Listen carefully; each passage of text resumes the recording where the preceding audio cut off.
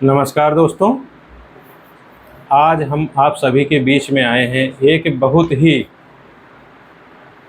ही ज़रूरी जो है कह सकते हैं आप मुद्दा पर चर्चा करने के लिए। अभी जैसे कि अभी आप सभी लोग जानते होंगे कि बेसिक शिक्षा परिषद द्वारा संचालित जो भी प्राथमिक या जूनियर विद्यालय हैं उनको मर्जर किया जा रहा है या पेयरिंग किया जा रहा है, जिसे स्पष्ट रूप से आप ये समझ सकते हैं कि बंद किया जा रहा है सभी स्कूलों को। सभी का मतलब उन्होंने एक मानक तय किया हुआ है कि जिन विद्यालयों में 50 से कम बच्चों की है संख्या उनको बंद किया जा रहा है। अब 50 बच्चे लगभग जैसा कि सभी जानते हैं कि प्राइमरी प्राथमिक विद्यालय में बहुत ही कम विद्यालय हैं कि जिनमें जो है 50 से ऊपर संख्या है। इसका मतलब ये हुआ कि लगभग सभी विद्यालय ले सकते हैं आप, या ज़्यादातर विद्यालय कह सकते हैं कि बंद हो जाएंगे इस व्यवस्था में। तो हम कई प्रकार के जो है समस्याएं उत्पन्न होंगी जिस पे ध्यान नहीं दिया जा रहा है सरकार द्वारा। तो हम ये कहना चाहेंगे इसमें कि हमारा प्रथम दायित्व जो बनता है हम लोगों का, हम सरकार से निवेदन कर सकते हैं और अन्य माध्यम से जैसे कि सोशल मीडिया के माध्यम से, पत्राचार के माध्यम से या अन्य माध्यम से अपनी बात सरकार तक पहुंचा सकते हैं कि इन विद्यालयों को, इन स्कूलों को ना बंद किया जाए। इन विद्यालयों को बंद करने से अनेक प्रकार की समस्याएं उत्पन्न होंगी। सबसे पहली समस्या जो उत्पन्न होगी वो ये है कि जिस पर पता नहीं क्यों सरकार विचार नहीं कर रही है कि जो कानूनी रूप से है कि इन्होंने RTE 2009 जिसमें ये माना गया है या मूल अधिकार इन्होंने दिया है कि सभी बच्चों को पढ़ने का अधिकार है, शिक्षा प्राप्त करने का अधिकार है। विद्यालय 1 से 2 किलोमीटर के बीच में होने चाहिए, इससे ज़्यादा दूरी नहीं होनी चाहिए। अब इस जो सरकार योजना लाई है इसमें जो भी कर रहे हैं, इसमें जब बंद हो जाएंगे विद्यालय तो इनकी दूरी काफ़ी ज़्यादा हो जाएगी। तो प्रथम इसमें सबसे ज़्यादा जो प्रभावित होंगे बच्चियां प्रभावित होंगी। जैसे किसी विद्यालय में मान लीजिए कि 25 लड़के हैं या 15 लड़के हैं, 15 बच्चे हैं, जिसमें 5 बच्चियां हैं, 10 बच्चे हैं, 10 लड़के हैं, 5 लड़कियां हैं। तो लड़कों को चलिए मान लीजिए सरकार कह रही है कि हम दूसरे नज़दीकी विद्यालय में पेयर कर देंगे, लेकिन क्या वो बच्चे सभी के सभी तैयार होंगे इन विद्यालयों में जाने के लिए? नहीं जाएंगे, सीधी सी बात नहीं जाएंगे, और ख़ासकर लड़कियां तो बिल्कुल नहीं जाएंगी। तो इससे क्या होगा, उनका शिक्षा प्रभावित होगा। तो इससे बहुत ज़्यादा जो भविष्य है वो प्रभावित होगा। तो सरकार से हम ये कहना चाहेंगे कि जो ये आप हल निकाले हैं कि अगर बच्चे कम हैं, उनकी संख्या कम है और अध्यापक उनकी संख्या नहीं बढ़ा पा रहे हैं, इसलिए हम विद्यालय को बंद कर रहे हैं या पेयरिंग कर रहे हैं। तो अध्यापक किसी भी बच्चे की संख्या या किसी भी ग्राम सभा से बच्चों की संख्या किसी भी विद्यालय में कैसे बढ़ा सकते हैं जब आपकी व्यवस्था ही ऐसी है। आप जितना प्राथमिक विद्यालयों पे ध्यान दे रहे हैं उसका 1% भी ध्यान बच्चों की संख्या बढ़ाने पर नहीं दे रहे हैं। आप सीधा अध्यापकों को कहते हैं कि आप बच्चों की संख्या बढ़ाइए, अध्यापक नहीं बढ़ा पाएंगे क्योंकि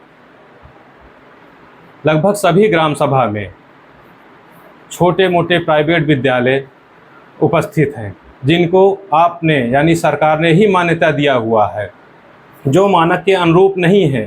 कई विद्यालय तो ऐसे आज भी हैं जो छप्पर में चल रहे हैं, छान और छप्पर में चल रहे हैं, और उनके बच्चों की संख्या प्राथमिक विद्यालय से काफ़ी ज़्यादा है।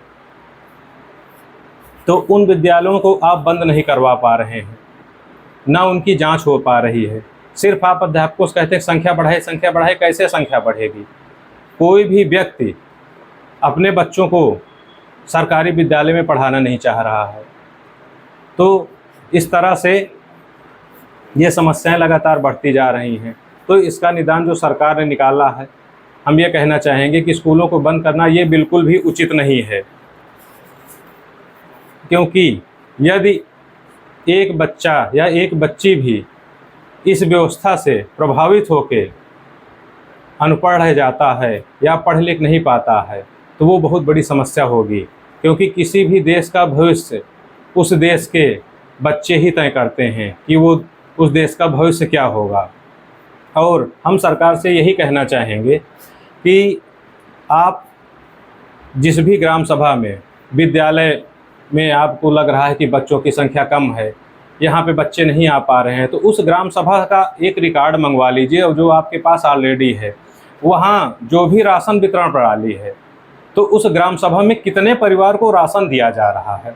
हम कह रहे हैं चलिए, और मुद्दा होता है और बातें होती हैं कि पहले सरकारी अध्यापक अपने बच्चों बच्चियों को पढ़ाएं, ये सब तो अलग मुद्दा हो गया।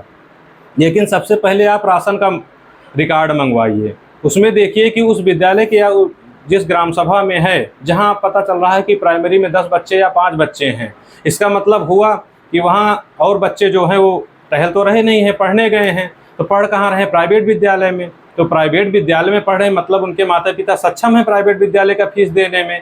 तो आप राशन का रिकॉर्ड मंगवाइए कि कितने लोगों को राशन मिल रहा है, और जितने परिवार को राशन मिल रहा है, क्या उनके बच्चे सरकारी में पढ़ रहे हैं या प्राइवेट में पढ़ रहे हैं। और अगर उनके बच्चे प्राइवेट में पढ़ रहे हैं तो उनको राशन की आवश्यकता नहीं है, क्योंकि जो अपने बच्चों को प्राइवेट में पढ़ाने की क्षमता रखता है उसको राशन की क्या आवश्यकता है। तो इस पर थोड़ा सा ध्यान दिया जाए।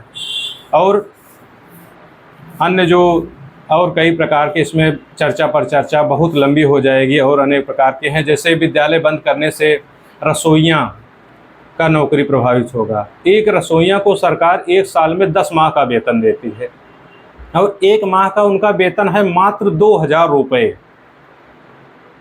मात्र 2000 रुपये। अब आप सोचिए कि 2000 रुपये मात्र पाने वाले रसोइया का भी नौकरी सरकार छीन ले रही है। क्या सरकार के पास इतना पैसा नहीं है, इतना बजट नहीं है कि वो जो है विद्यालय बंद करके अपना बजट पूरा करना चाह रही है? विद्यालय के लिए उसके पास पैसा नहीं है कि विद्यालयों को चलाया जा सके।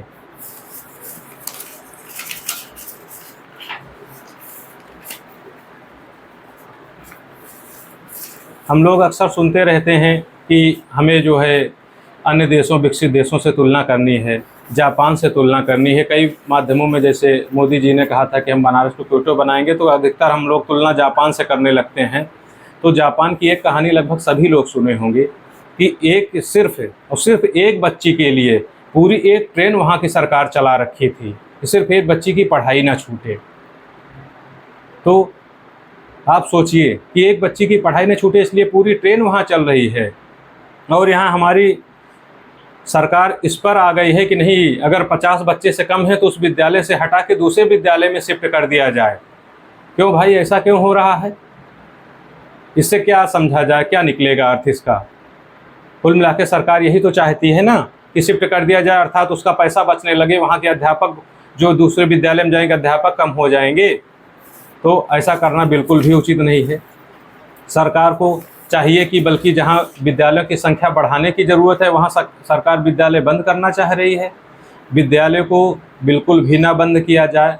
और हम इस वीडियो के माध्यम से सबसे ज़्यादा उन बच्चों से निवेदन करना चाहेंगे, या उन स्टूडेंट से, या जो भी तैयारी में लगे हैं, जो शिक्षक बनना चाहते हैं, वो भी प्राथमिक विद्यालय के, बीएड, बीटीसी, डीएलएड जो ये लोग करके बैठे हैं, टेट सीटेट पास करके, हम उनसे कहना चाहेंगे कि आज आप सभी लोग शांत बैठे हुए हैं। जब विद्यालय ही नहीं रहेगा तो आप सरकारी अध्यापक कहाँ से बनेंगे?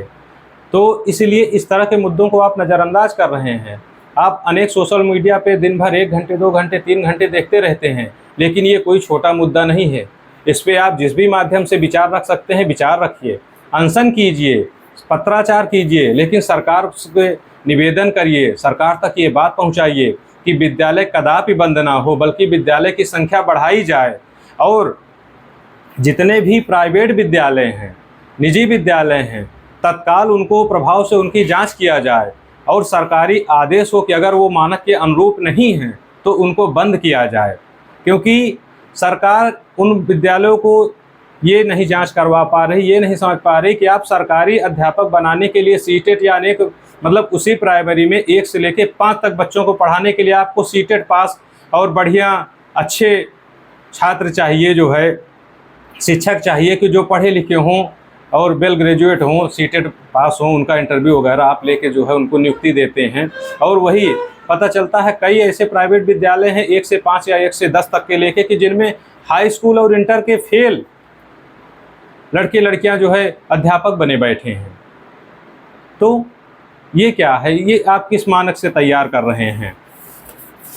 इसलिए कुल मिला के हमारा यही कहना है सभी लोगों से, जितने भी लोग ये वीडियो देख रहे हैं, सुन रहे हैं, कि इस वीडियो को ज़्यादा से ज़्यादा शेयर करें और लोगों तक ये बात पहुंचाने का प्रयास करें कि जो प्राथमिक विद्यालय होता है ये हम लोगों को बचपन की यादें संजो के रखता है, और प्राथमिक विद्यालय में पढ़े लड़के ही अंत में जो गांव के परिवेश को बचा के रखेंगे, या जो समाज की हम बात करते हैं, जिस समाज की बात करते हैं, जिस सामाजिकता की बात करते हैं, यही बच्चे बचाएंगे।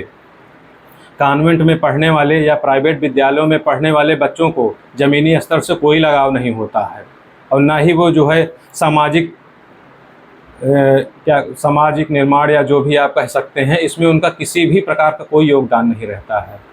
इसलिए सभी लोगों से मेरा निवेदन है कि आप चाहे इस वीडियो को शेयर करें या ना करें, आप इस सब्जेक्ट को या इस मुद्दे को जो हम कह रहे हैं, इस मुद्दे पे ध्यान दें, और आप खुद वीडियो बना के करना चाहें, पत्राचार माध्यम करना चाहें, जो भी करना चाहें, कुल मिला के हमारा कहने का ही मतलब है कि इस मुद्दे को बहुत ही अच्छे ढंग से आप जिस भी माध्यम से इसको सरकार तक पहुंचाना चाहें, पहुंचाने का प्रयास करें।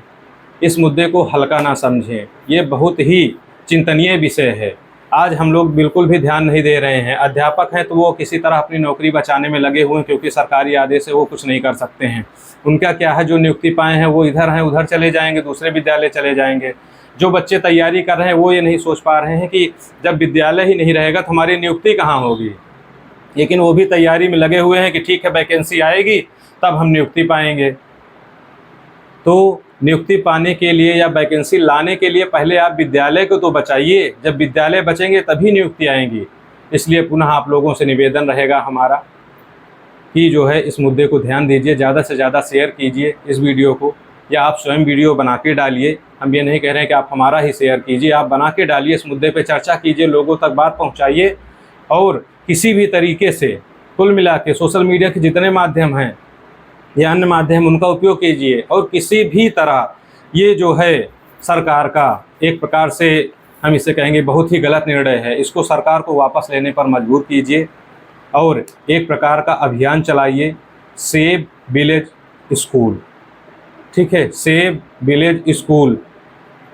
आप लोग इसको जो है, आपसे फिर से एक बार निवेदन है कि सभी लोगों से फिर से, चाहे बच्चे हों, बूढ़े हों, या जो लोग प्राइमरी स्कूल में पढ़ चुके हैं, उनको इसकी महत्ता मालूम है कि किस तरह से बच्चे इससे जुड़े रहते हैं।